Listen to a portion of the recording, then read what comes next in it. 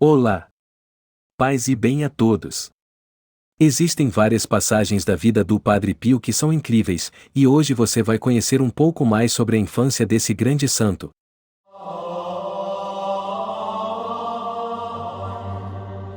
Esse relato da infância do Padre Pio é um trecho tirado do livro O Padre Pio, a história definitiva de Bernard Ruffin. E você pode encontrá-lo na minha biblioteca católica. O menino Franti Fordione, com seus cabelos loiros e olhos castanhos, era tão lindo que parecia um anjo. Os vizinhos se referiam a ele como Il Bello Francesco, o Belo Francisco, fazendo referência também a seu temperamento.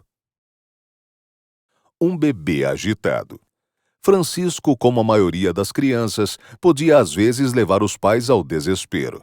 Horácio contou à senhorita Paille que, por um certo período, Franci costumava manter a casa acordada com um choro que durava toda a madrugada.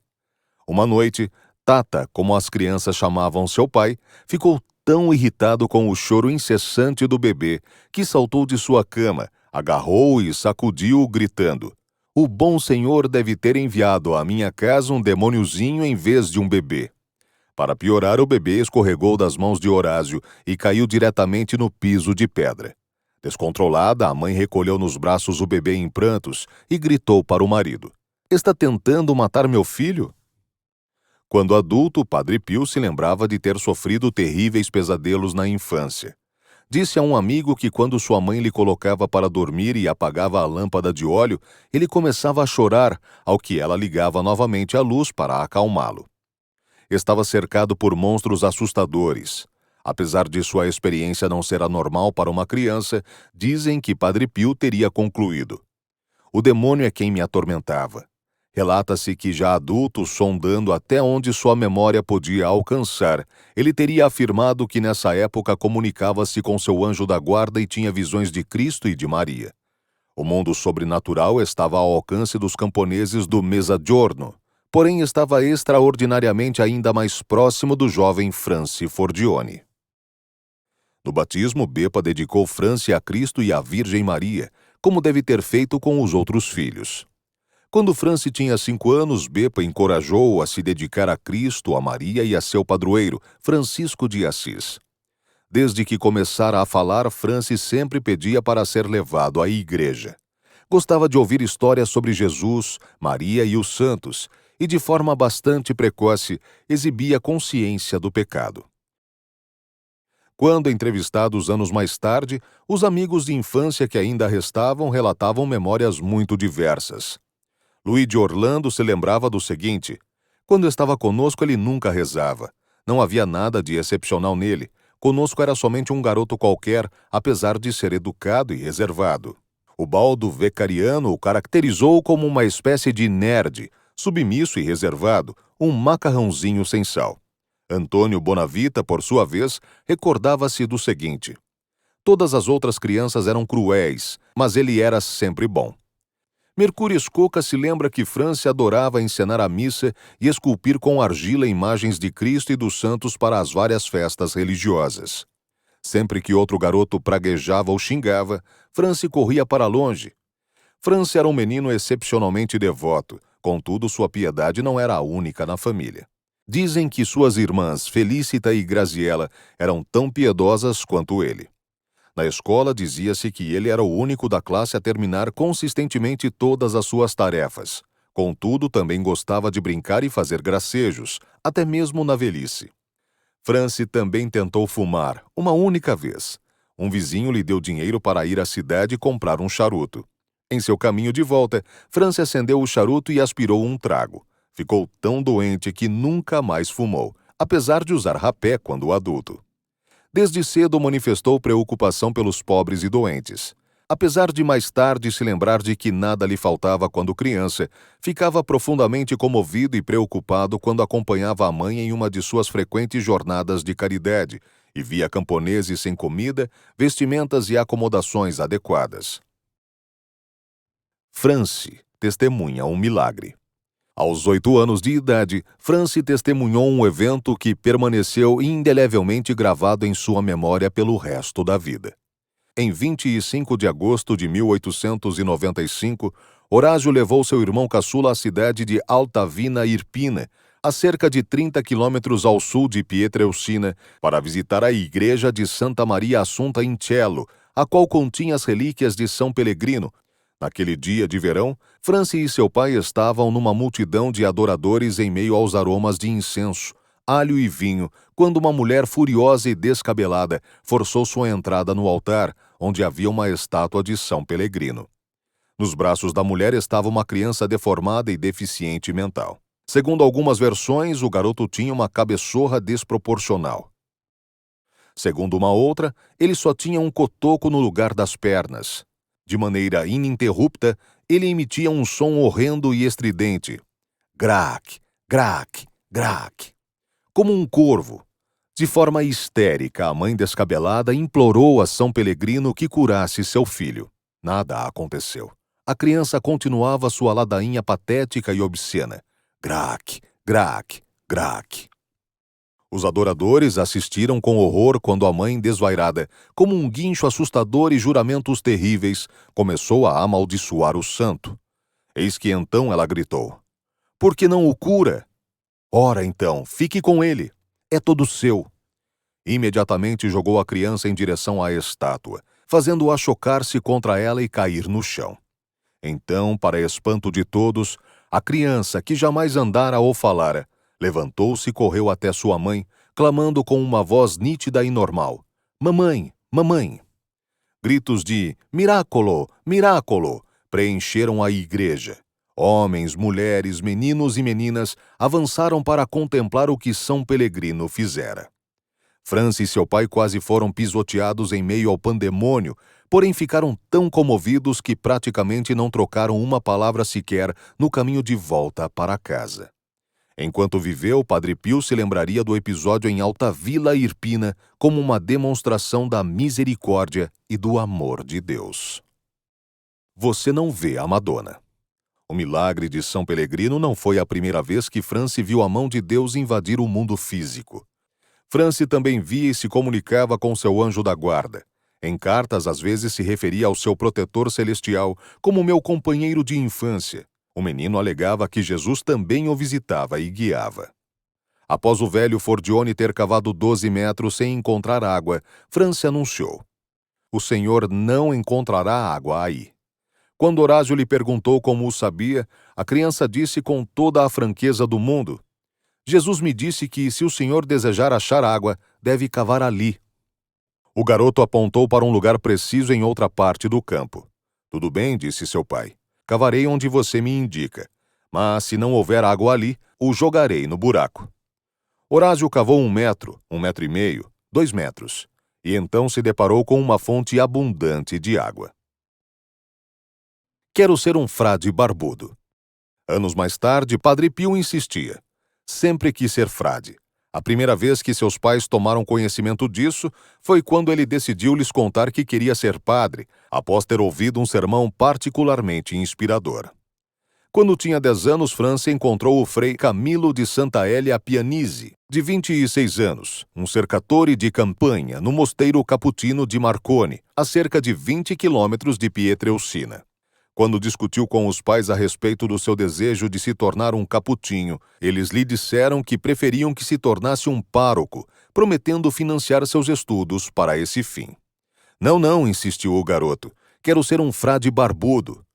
"Barbudo?", gargalhou sua mãe. "Ora, você ainda é apenas um menininho. Nada sabe sobre ter ou não ter barba." Quando viu novamente o frei Camilo, Bepa lhe disse: "Frei Cami, temos de fazer desse rapazinho um monge." "Que São Francisco o abençoe", disse o frade, "e o ajude a ser um bom caputinho." Ele a convidou a visitar o convento e falar com suas autoridades. Assim ela e Horácio foram a Marconi ter com o superior e conferir o lugar. Quando retornaram, Franci perguntou: "Eles me querem?" Quando seus pais assentiram, o menininho de 10 anos saltitou de alegria, gritando: "Eles me querem! Eles me querem! Eles me querem!" Horácio vai para a América. No final do século XIX, um enorme contingente de homens saídos do sul da Itália cruzou o Atlântico para trabalhar nas Américas do Sul e do Norte, já que não havia empregos em sua própria região, a não ser como lavradores. Dizia-se então que 30% dos homens de Pietrelcina estavam trabalhando em outros países. Foi provavelmente no final de 1897 ou no começo de 1898 que Horácio, deixando o sítio ao encargo de Giuseppa, partiu de Nápoles para o Brasil ou Argentina. Ninguém parece saber exatamente qual o país escolhido, contudo logo retornou de bolsos vazios. Foi provavelmente em 1899 que voltou a cruzar o oceano, desta vez para os Estados Unidos. Em 1901, escrevia à sua família desde Mahonintal, Pensilvânia, onde dividia uma casa de madeira na Avenida Montgomery com alguns compatriotas imigrantes de Pietrelcina e trabalhava como supervisor em uma fazenda. Dessa forma, Horácio forneceu a Francesco o equivalente a uma mensalidade de ensino secundário. Os tempos de escola. Franci foi matriculado em uma escola particular administrada por Domenico Tisani, na Vila Caracciolo, onde estudou leitura, escrita e latim elementar. Aos 14 anos, Francesco escreveu a seu pai na Pensilvânia: "Agora estou sob orientação de um novo professor, Cacavo. Percebo meu progresso a cada dia e por isso estou feliz, e mamãe também." Prossegue: "Nós também estamos bem, graças ao Senhor, e eu, de forma especial, envio preces contínuas à nossa graciosa Virgem, para que ela o proteja de todo o mal e o preserve em nosso amor são e salvo." Francesco era lembrado como um adolescente belo, de pele saudável e rosada, cabelos arruivados e um sorriso cativante.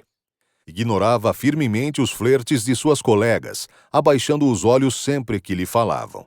Também apreciava muito a leitura. A uma filha espiritual escreveu: "Nunca senti a menor atração pelo tipo de leitura que pode macular a inocência e a pureza moral, pois sentia enorme repulsa mesmo à menor obscenidade. Em minhas leituras, que não eram impróprias, mas invariavelmente mundanas, procurava apenas a satisfação científica e o passatempo de uma honesta recreação mental. Arrependia-se, contudo, de que tais leituras jamais o tivessem ajudado a adquirir uma única virtude, e tenham, ao contrário, segundo ele, diminuído seu amor por Deus." Francesco já começava a adotar algumas práticas de abnegação pelas quais viria a se tornar famoso. Apesar de uma redação escolar revelar que gostava de dormir até mais tarde quando não precisava ir à escola, ele já praticava a mortificação do jejum. Patti. À medida que se aproximava o dia de ingresso na Ordem dos Capuchinhos, ele quase hesitou. A decisão de abandonar seu lar e sua família por uma vida de oração, obediência e autodisciplina rígida não era fácil para um garoto tão sensível. Anos mais tarde, Padre Pio diria que naquele tempo já sorvera grandes goles da vaidade mundana. Não tinha certeza de como enfrentaria a perspectiva de abandonar os prazeres inocentes da vida secular na severa austeridade do mosteiro. No outono de 1902, os planos de Francesco de se tornar um capuchinho quase foram por água abaixo. Panulo recebeu uma carta anônima acusando Francesco de ter uma relação sexual com a filha do chefe de estação. Com sua equipe reunida, decidiram suspendê-lo de suas obrigações como coroinha. Francesco, de sua parte, não tinha a menor ideia do que estava se passando e pensou que se tratava de uma prática normal. Panulo realizou uma investigação meticulosa e descobriu que alguns colegas de escola de Francesco é que haviam escrito a carta. Os garotos admitiram a falsificação. Somente depois de voltar a ser coroinha é que Francesco soube do que ocorrera. Muitos anos depois, Padre Agostinho, amigo de Padre Pio, perguntou-lhe se pensara em vingar-se. "Ao contrário", disse Pio, "rezei e ainda rezo por eles." No entanto, admitiu: "Às vezes sim, eu disse a Deus, meu Senhor, se for necessário dar-lhes uma coça ou duas como instrumento de conversão, por favor o faça, desde que suas almas sejam salvas no fim de tudo." Padre Agostinho, que frequentemente ouvia as confissões de Padre Pio, escreveu: "Posso jurar que Padre Pio conservou sua virgindade e jamais pecou, nem mesmo com um pecado venial contra essa virtude angélica." Você deve lutar contra um guerreiro formidável. No ano novo de 1903, Francesco estava a meditar sobre sua vocação, perguntando-se como poderia encontrar forças para se despedir de sua família e do mundo, de modo a se devotar inteiramente a Deus na clausura. Eis que subitamente experimentou o que acreditou ser uma visão intelectual, na qual os sentidos físicos não estão envolvidos. Ele pôde enxergar com o olho do espírito coisas muito diferentes das vistas com olhos carnais. Ao descrever a visão, ele fala de si mesmo na terceira pessoa. Ao seu lado, ele contemplou um homem majestoso de rara beleza, resplandecente como o sol. Esse homem o tomou pela mão e disse: "Venha comigo, pois você deve lutar contra um guerreiro formidável." Foi então levado a um vasto campo, no qual havia uma enorme multidão, a qual se dividia em dois grupos. De um lado, via homens da mais bela fisionomia, com uma indumentária branca como a neve. Do outro, via homens de aspecto horrendo, com uma vestidura negra que lhes dava a aparência de sombras. Entre estes grandes grupos estendia-se um enorme espaço, no qual aquela alma fora colocada como seu guia. Assim que olhou de forma intencional e maravilhada para o meio do espaço que dividia os dois grupos, um homem apareceu, avançando alto a ponto de dar a impressão de que sua testa tocava os céus. Sua face parecia de um etíope, de tão negra e horrenda. Neste ponto, a pobre alma ficou completamente desconcertada e sentiu que sua vida fora suspensa. Esse estranho personagem se aproximava cada vez mais e o guia, junto à alma, lhe informou que ela teria de lutar contra aquela criatura. Perante suas palavras, a pobre alma ficou pálida, estremeceu e esteve prestes a desfalecer, tão grande era seu terror. O guia a segurou com um braço até que se recuperasse do espanto. A alma então se voltou para seu guia e lhe implorou que a poupasse da fúria daquele ser sinistro, pois o guia disse que a criatura era tão forte que nem a força de todos os homens seria suficiente para derrubá-la. Qualquer resistência é fútil. Você deve lutar contra esse homem. Anime-se. Entre no combate com confiança. Avance com coragem. Eu estarei ao seu lado. Como prêmio pela vitória, lhe darei uma coroa brilhante para adornar sua fronte. A pobre alma se animou. Entrou em combate com a formidável e misteriosa criatura. O ataque da criatura foi feroz, mas com a ajuda de seu guia, que jamais a abandonou, a alma finalmente venceu seu adversário. Lançou-o ao chão e o forçou a fugir. Seu guia, então, fiel à sua promessa, tirou de sua túnica uma coroa da mais rara beleza. Uma beleza que as palavras não podem descrever, e a colocou em sua cabeça. E então retirou-a dizendo: "Você receberá uma coroa ainda mais bela se lutar o bom combate com aquela criatura. Ela irá continuamente renovar seus ataques para reconquistar sua honra. Lute bravamente e não duvide do seu auxílio. Mantenha seus olhos bem abertos, pois essa misteriosa personagem tentará surpreendê-lo. Não tema sua formidável força, mas lembre-se do que lhe prometi. Eu sempre a derrotarei." Quando aquela misteriosa criatura fora vencida, toda a multidão de homens de terrível compleição fugiu em meio a guinchos, maldições e gritos ensurdecedores, enquanto da outra multidão erguia-se o som de aplausos e de louvor dirigido àquele homem esplêndido, mais brilhante que o sol, que ajudara a pobre alma de forma tão esplendorosa na dura batalha. E assim se encerrou a visão.